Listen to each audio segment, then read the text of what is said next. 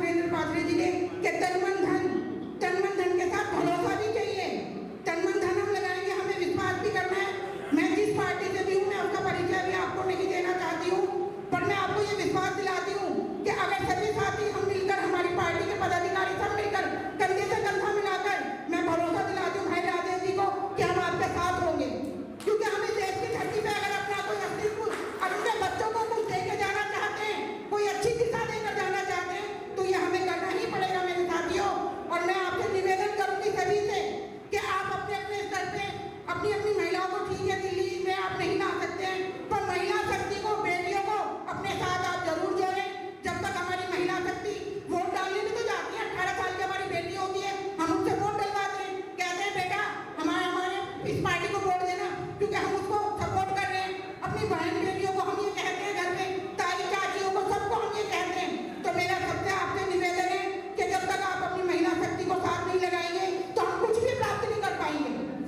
आप ऐसे ही सिर्फ ये कहकर कि भाई कितने प्रधानों से मिलने आकर पार्टी के लोग, क्योंकि वो अपने धन के मालिक है, वो आते हैं, कौन कौन इनका यहाँ पर है प्रधान, कौन इनका यहाँ पर प्रधान है, आके मिलते हैं, हाँ भी कितनी वोट है तुम्हारे अंदर, सब मेरे अंदर कितनी वोट है, कि ठीक है ये लो पकड़ो तुम्हारा खाजा, ये तुम्हारे लिए जो कल सुबह इस जगह पर यहाँ पे वोट लगानी है।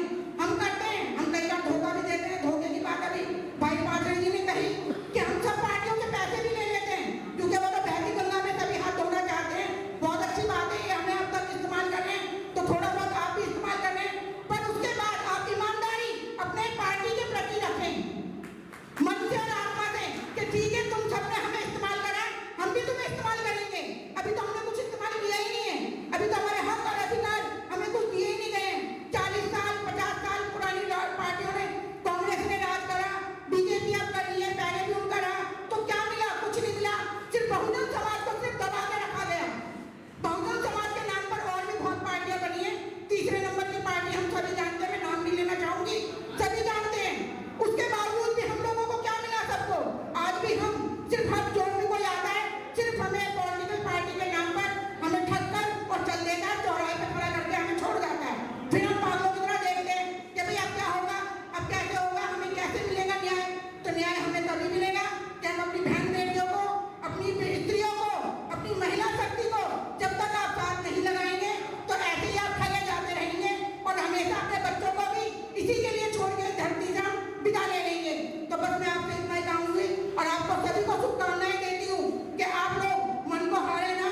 अभी सब अच्छा होगा अगर आप ईमानदारी से मेहनत करेंगे तो सब अच्छा होगा। अपने अपने स्तर पर रहेंगे, हर आदमी मेहनत करता ही है और उसका फल भी एक दिन हमको मिलता है सबको।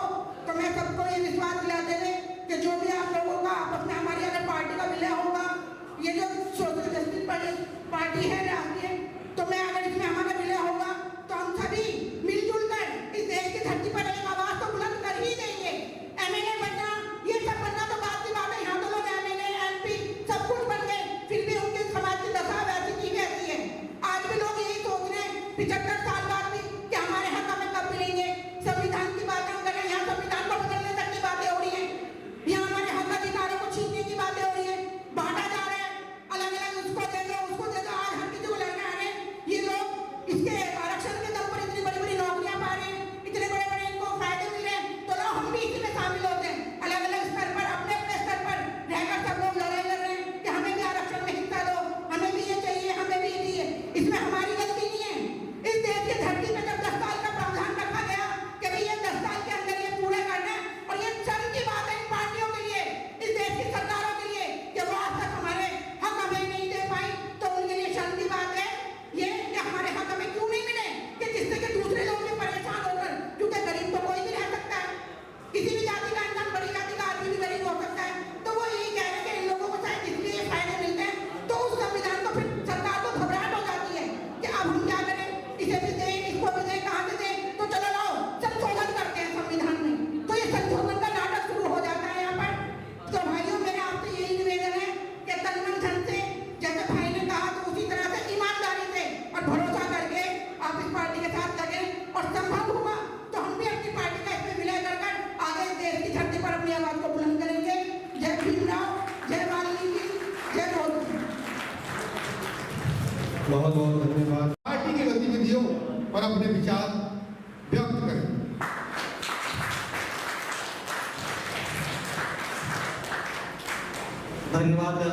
माननीय राष्ट्रीय महासचिव हमारे बुद्धिनाथ प्रजापति जी, प्रथम परम पूज्य बाबा साहब डॉक्टर भीमराव अम्बेडकर जी को नमन करते हुए आज इस पॉलिटिकल जस्टिस पार्टी के राष्ट्रीय प्रथम प्रतिनिधि अधिवेशन की अध्यक्षता कर रहे माननीय अध्यक्ष हमारे युवा साथी राजेश कुमार वाल्मीकि जी, राष्ट्रीय कमेटी के हमारे माननीय राष्ट्रीय उपाध्यक्ष डॉक्टर जगदीश प्रसाद अखड़ी साहब, राष्ट्रीय महासचिव हमारे बुद्धिनाथ प्रजापति जो असम के प्रभारी भी हैं और कुशल संचालन भी कर रहे हैं। बड़ा अच्छा लग रहा है क्योंकि हम संचालन में अपनी बात कह रहे हैं। साथ ही हमारे मनोज कुमार शील साहब राष्ट्रीय महासचिव, हमारे रोहतास जी और हमारे राजेश कुमार लाड साहब, मंचासीन तमाम हमारे साथी। और मैं एक बहुत ही अपने को सौभाग्यशाली समझ रहा हूँ कि आज हमारे कुछ आगरा से जो साथी चल करके आए हैं, जिन्हें अक्सर हमारे आगरा के साथी सुनते रहते थे और खासतौर से आगरा के लोगों से मिलने के उद्देश्य और इस पार्टी के हमारे मार्गदर्शक के रूप में हमारे माननीय हरीश परेशा साहब आए हुए हैं। तो मैं आगरा की तरफ से हमारे आए हुए सभी साथियों इस कार्यक्रम में भी शरीक हुए हैं। हरीश परेशा जी का मैं हृदय से आभार व्यक्त करता हूं कि उन्होंने कीमती समय निकाल करके हमें दिया और उनके हमारी बहुत ही क्रांतिकारी हमारी महिला नेत्री हैं आदरणीय बहन हमारी सुमन मौर्य, जो दिल्ली प्रदेश में बहुत संघर्षरत है बहुजन समाज की समस्याओं को लेकर के, बहुजन समाज के लोगों को जगाने के लिए, वाल्मीकि समाज के लोगों को जगाने के लिए। और यही नहीं कई प्रदेशों में, उत्तर प्रदेश में उन्होंने बहुत कुछ लोगों को सिखाने का काम किया है। वो भी आज मैं उनका भी हृदय से स्वागत करता हूँ। जैसा कि हमारे राष्ट्रीय उपाध्यक्ष साहब ने बहुत विस्तार से इस पॉलिटिकल जस्टिस पार्टी की मूल विचारधारा के बारे में बताया। सम्मानित साथियों, आखिर हम लोग यहाँ राजनीतिक पार्टी की बात करने के लिए एकत्रित हुए और राजनीतिक पार्टी होती क्या है, राजनीतिक दल होता क्या है। अभी तमाम साथी हमारे ये नहीं जानते होंगे कि राजनीतिक दल का वास्तविक अर्थ क्या होता है। बहुत से साथी मैं ये नहीं कह रहा हूँ कि नहीं जानते, लेकिन मैं जो मेरी मानसिकता है या मेरे जो विचार हैं, सम्मानित साथियों, यहाँ हम पॉलिटिकल जस्टिस पार्टी के जिम्मेदार साथी, राष्ट्रीय, प्रदेश और जिला स्तर के पदाधिकारी बैठे हैं। ये पूरी पॉलिटिकल जस्टिस पार्टी की 11 राज्यों की जो हमारी कार्यकारिणी है, जिम्मेदार पदाधिकारी है, उनका ये अधिवेशन है। सभी पार्टियों की अलग अलग विचारधारा होती है। जैसे भारतीय जनता पार्टी की या कांग्रेस की जो मनवादी विचारधारा है, वो अपने मूवमेंट को आगे बढ़ाते हैं। उनका मूवमेंट क्या है ये भी आप जानते हैं कि सभी बहुजन समाज के लोग, जिनको हम शूद्र वर्ग में वर्ण में जाने जाते हैं, ब्राह्मण क्षत्रिय वैश्य और शूद्र में सभी SC ST OBC और उसके बाद माइनॉरिटीज भी इसमें शामिल है। इन लोगों के खिलाफ उनकी विचारधारा है। और हमारी पार्टी की क्या विचारधारा है? अम्बेडकरवादी विचारधारा, जो हमारे बहुजन समाज के जो बहुजन महापुरुष हैं, हम सब लोग उन बहुजन समाज के संत ऋषि गुरुओं की विचारधारा पर आधारित और जो संविधान है उस पर आधारित काम करने वाले लोग। ये लोग यहाँ बैठे हैं, एक दिन इस देश के हुक्मरान बनने के लिए बैठे हैं। और हुक्मरान इतना आसानी से नहीं बना जाता है। आपने देखा वो राजा महाराजाओं का जब हुक्मरान बनने का जब संघर्ष होता था, कत्लेआम होता था, तब कहीं वो राजपाट करने लायक होते थे। लेकिन उस राजपाट को, कत्लेआम के बाद राजपाट मिलता था, उस कत्लेआम को बाबा साहब ने खत्म करके एक ऐसा कत्लेआम का हथियार दिया है जो बहुत खामोशी से वो अधिकार है, वो हथियार है वोट का अधिकार, तो बाबा साहब ने दिया है। तो बाबा साहब के इस वोट के अधिकार से हम देश के शासक बनने के लिए यहाँ एकत्रित हुए हैं। और पॉलिटिकल जस्टिस पार्टी की विचारधारा ये है, बाबा साहब की विचारधारा ये है कि इस देश को जाति विहीन समाज बनाना, समतामूलक समाज बनाना, तथा भगवान गौतम बुद्ध की भी यही विचारधारा था। तो हम इस देश के हुक्मरान बनने के लिए यहाँ, या हुक्मरान ऐसे आसानी से नहीं बना जा सकता जब तक हम त्याग बलिदान नहीं करेंगे। हमारे साथी तमाम अच्छी बातें करते हैं, लेकिन मैं नहीं समझता हूँ कि जो बातें करते हैं कटु सत्य भी कहना सीखें। हम लोग अभी मेहनत नहीं कर पा रहे हैं। बहुत कड़ी कटु सत्य बात है ये कि जिस तरह से हम लोग एकत्रित होकर अच्छी अच्छी बातें हमारे राष्ट्रीय महासचिव रोहतास कुमार जी से अनुरोध करता हूँ कि आए अपना वक्तव्य सभा के समक्ष रखें। मंच पर विराजमान हमारे हरमन अजीज नेता, हमारी पार्टी के राष्ट्रीय अध्यक्ष माननीय श्री राजेश कुमार सिद्धार्थ जी, या मैं यूँ कहूँ राजेश कुमार वाल्मीकि जी, और मंच के ऊपर मैं सबका नाम लेकर के समय बताना चाहता हूँ, सबका नाम ना लेकर के जितने भी हमारी पार्टी के नेता बैठे हुए हैं सभी मेरे लिए अजीज हैं, और सबसे अजीज आप हैं जो हजारों किलोमीटर से देश के कोने कोने से अपना समय दे करके आए हैं, अपने बीवी बच्चों को छोड़ करके आए हैं। आप पार्टी के एक समर्थित कार्यकर्ता हैं, आप पार्टी के ज्ञान हैं। साथियों, आपका मैं तहे दिल से स्वागत करता हूँ यहाँ।